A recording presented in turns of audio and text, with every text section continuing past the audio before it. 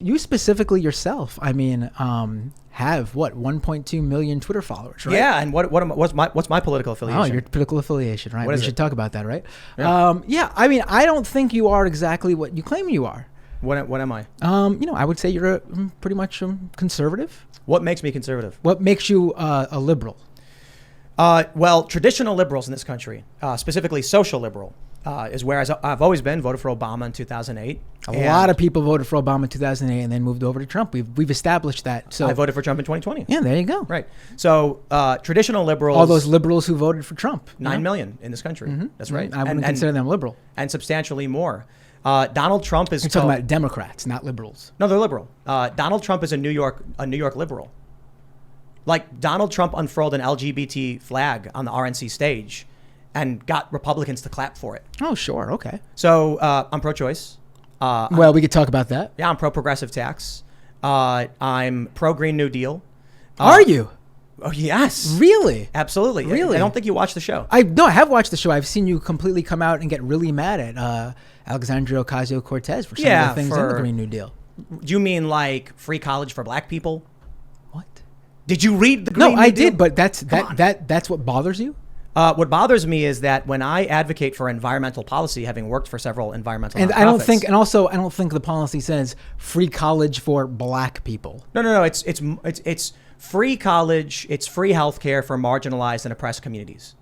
What does that have to do with wind turbines? What are you talking about? It's everything to do with the environmental situation we're going to be in. No, that's race policy. That's identitarianism. No, it's not. What do you think happens when climate change affects the United States of America? Who do you think is going to be the most affected by it? Who's not going to be able, like Ben Shapiro said, who's not going to be able to just get up, sell their house that's sailing out to the sea and going underwater, like Ben Shapiro said? Who's going to be able to easily get themselves out of a situation that sees their neighborhood getting flooded, they're going to lose what they currently have. It's not going to be the wealthy. It's not going to be people who are in a comfortable situation who could just get up and move. It's going to be people who don't have means.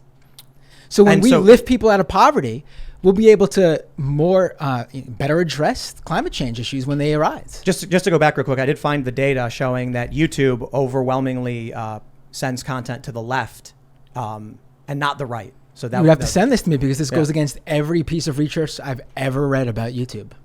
I will say outright, one of the challenges with any kind of political debate is that everyone's going to find their sources. You know what I mean? Well, where's your source from? This is firstmonday.org. This is an academic named Mark Ledwich who worked with a series of other academics. They've mapped out, they got me as anti-SJW here with Sargon of Akkad. And what they did was they grouped everything by a whole bunch of different channels. There's like white identitarian, there's partisan right, there's conspiracy, there's social justice, there's center left, mainstream media. And then they created parents for what typically socially falls into a left or right category. And then they created this recommendation trend map showing you partisan left content typically recommends partisan left content. Center content typically recommends center content. However, when we're talking about who's getting recommended the most, from the center, you're more likely, 2 or 3 times as likely to get partisan left content than partisan right content. So if you go what do they consider left-wing content? Socialist, social justice, partisan left. What is that? Like, what are we talking about here, though? Because there's right-wingers and there's all sorts of people who view NBC and CNN and other corporate media. That says center-left mainstream media. Okay, but that's center-left. Mainstream media. Okay. Center/left mainstream media. It's media. its own category is what you're saying. So they mean like your TV networks. The news they report, and like overwhelmingly anti-Trump, for instance, comedy specials and things like that. If you go on YouTube and you watch Jimmy Kimmel, you are the most likely to just see more Jimmy Kimmel. But when it comes to the political direction information flows, as you can see from Mark Ledwich's research, and there's a couple other researchers, sorry if I'm not reading their names, it looks like 3 or 4 to 1. You're more likely to get partisan left-wing content than right-wing content. Well, that goes against every research. Here's one, for example. Now check this out. Huh? Also, if you are watching partisan right-wing content, you are more likely to be recommended center or mainstream content than if you were on the left for the same number. It seems somewhat comparable, but considering the partisan left receives 99.5 million daily impressions to the partisan right 68.6, that's a disproportionate amount of recommendations in favor of partisan left. All right. Well, I need to see that study in front of me because I could easily just pull up another one that just says, more than 330,000 videos and nearly 350 YouTube channels were analyzed and manually classified, labeled as either media or what we think of as factual news, alt-light, intellectual, dark web, or alt-right. And then it found that YouTube's algorithm funnels people to alt-right videos. But by how much? I mean, it does. That's a fact statement. Sure. It absolutely does. Now, Twitter diminished alt-right channels and banned most of them. They cut them all off from the recommendation algorithm. So the time period in which YouTube did that study would be important. But also, yeah, absolutely, YouTube recommends everything. YouTube does recommend alt-right content for sure. They banned a lot of it. The issue is, and in large amounts, like if a regular person goes on YouTube and watches Jimmy Kimmel, are they more likely to fall into a left or right-wing rabbit hole? The data shows the left. All right. Yeah. I mean, that study's true. But I mean, look. But how often is someone who's watching Jimmy Kimmel going and looking for more political videos? I'm assuming they're going to be looking for more entertainment content. Right, which is why the overwhelming majority. So if you look at the left on this chart, for those that are watching, can you pull it up? So if you look on the left, you can see there's a purple bar. On the right is another purple bar. The purple going straight across, that represents the overwhelming majority of people who watch center or left mainstream media will only be recommended center or left mainstream media. When you look on the left, you see this line going down. That represents how many people from a mainstream media video will go to a partisan left video. As you can see, the line representing the data is substantially larger going to the left than the right. When you look at from a partisan right-wing video to the center, the line is comparable from the partisan left to the center, meaning partisan right gets 2/3, gets 60% of what 68% of what the left gets in terms of views, but has an equal amount of people being recommended away from partisan right-wing content, showing the left is favored, whether inadvertently or on purpose, on YouTube. So we can talk about Twitter, we can talk about all this stuff. And again, I will stress to everybody who's watching or listening, we've had conversations. We had Alad Eliyahu on, and he pulled up Pew, which said most people are pro-choice, and then I pulled up Gallup, which said most people want restrictions on abortion. You're always going to find some data, and it's hard to know what's true, but everybody has their sources. Well, and there is an issue I just found about this specific study that you're talking about. This is the one with Mark Ledwich, right? Yeah. Okay. Basically, let me pull up exactly what we got here. Okay. To examine what YouTube's algorithm recommends to viewers, Ledwich and Zaitsev went through those channels' videos and scraped each one's recommendation data. So they were able to see what YouTube offered in the up next box to people watching each video. However, Ledwich and Zaitsev crucially did this while not logged into a YouTube account because YouTube had no personalization data to go off of. Each box of up next recommendations that served Ledwich and Zaitsev was a generalized blank slate collection of videos. The algorithm is literally incapable of introducing an anonymous logged out user to increasingly radical content. This is from TubeFilter. How many of YouTube's viewers are logged in and have accounts? Oh, wait, we should check that out too. So the issue is this research I'm talking about has nothing to do with it. I mean, it's literally the average person. Will they be fed left-wing or right-wing content? And that doesn't disprove anything I said. So basically, nor does it provide any evidence in the contrary. I mean, it looks like if that you're logged in, that based on user data and recommendation data, then it does seem like they funnel to people to more right-wing content based on other studies. Though? But the study I brought up before. What study? Hold on, I mentioned it before. You know, one of the issues too is we're going to run into this, and I don't think we'll have an answer for this. Is who's doing the study? There was a study that will say something not true about me or not true about you if they're trying to get their whatever outcome they want. This is the big challenge with trying to figure out data in this regards. There was a study that came out that claimed I was like ANCAP far right or something, which is just like, I don't even know how they come up with that. I mean, come on, if someone wants to accuse me of being a conservative based on modern tribalism, we'll have an argument. But ANCAP right wing, I was just like. So I can Wait, certainly. hold on. I just came out because I looked up the author of the study, Mark Ledwich. Yeah. I mean, he has a looks like he's a QAnon defender. I don't. I mean, it seems like I wouldn't trust someone who believes in a conspiracy theory like QAnon, honestly. What about Russiagate? Yeah. What about Russiagate? What does Russiagate have to do with it? What does QAnon have to do with what we're talking about? What do you mean? The author of the study you're citing seems to be a QAnon believer. And what about the studies you want to reference? Look.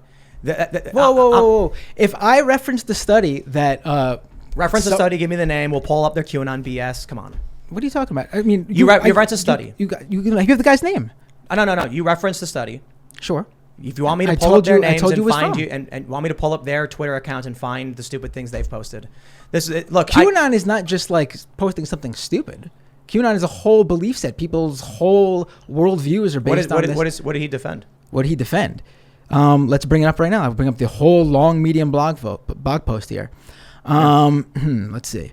We got in the past few months, Facebook, Twitter, and YouTube have been waging a war against QAnon, a leviathan of a conspiracy theory that explains, among other things, that there's a deep state cabal of Jewish, Satanist, globalist, democratic elites in government, business, and the media secretly controlling the world and running a global-style sex trafficking ring.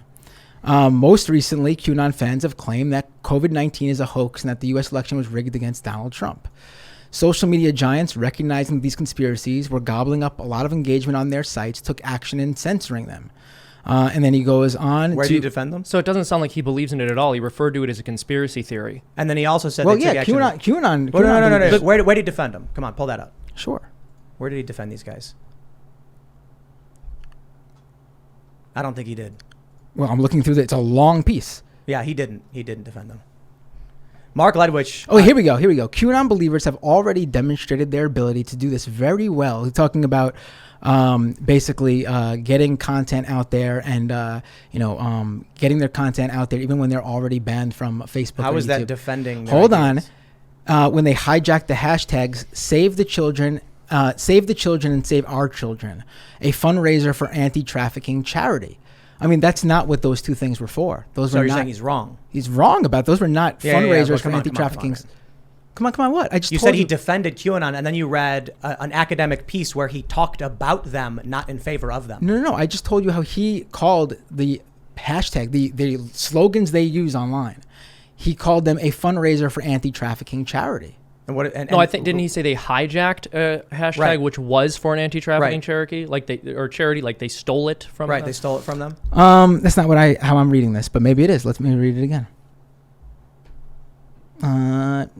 It seems he's not a defender of QAnon, dude. I mean, I've talked to this guy. He's not even political. Okay. He's like if you talk to him, then that means something you could give a more. Well, that's why I talked to him, because when he did the research and pulled it up, I asked him for comments and to clarify, and that's what we talked about. So, look, I will absolutely concede the issue is, like I mentioned, we had Alad on. He's a cool dude. And he referenced, when it came to abortion, Pew Research data. And I was like, well, that conflicts with what I read. And I pull up Gallup, and Gallup had a different phrasing, which was slightly different. And then I was like, you know what, man? The challenge is everybody's fighting over politics and trying to win. And you're going to get researchers who try and argue both sides. So, like, if I show you a researcher who says the left gets favored, you're going to be like, what? How can that be? I've read research saying the otherwise. And I'll say the exact same thing to you. And then ultimately people are trying to figure out who's telling the truth, and it's damn near impossible. So that's a reality. Let's move on. I did mention a major flaw with that study, though. I mean, that is a flaw to consider. No, that was the point I was making, though. Right. So it's not the point you wanted it to be. But my point was, if a regular person goes on YouTube, are they going to be fed in which direction? And the data shows the average person is fed to the left. Now, if you're talking about logged in users, we need to know how many of the average person who watches YouTube is logged in. It's actually relatively low. There's, I think, 1 billion views per month. No, it's more than that. It's like 100 billion or something like that. Most people aren't logged in. Most people don't log in. So it's like, when their cookies or whatever are in there, what are they being recommended? If you want to argue that logging in changes things, for sure, let's do an analysis on that. Maybe there's something to be seen, but what percentage of people is that relative to the average person? Thanks for checking out this segment from the Timcast IRL podcast. If you want to watch live, you can check out this channel Monday through Friday at 8 p.m. And don't forget to smash that like button, subscribe to this channel, and if you want more unfiltered and uncensored content with all of these guests, go to timcast.com and become a member. All of these guests you know and love in exclusive segments on our website where we are unrestricted in what we talk about, so you'll definitely not want to miss it. Thanks for hanging out. We'll see you all next time.